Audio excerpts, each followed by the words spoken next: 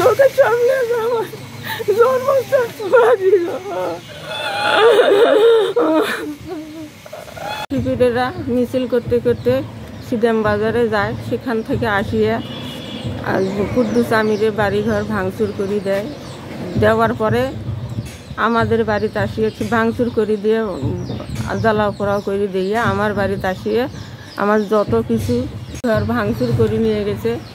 আমাদের এখন থাকার কোনো আশ্রয় নাই। সরকারেরা আমাকে দিছে, তোমার কাছে আমি বিশেষ চাই, আমাকে থাকার আশ্রয় দিয়ে দাও। আমার বাড়ি ঘরে কিচ্ছু নাই। আমার বাসে ছোট ছোট শিশু বাচ্চা নিয়ে আমি পড়িয়েছি।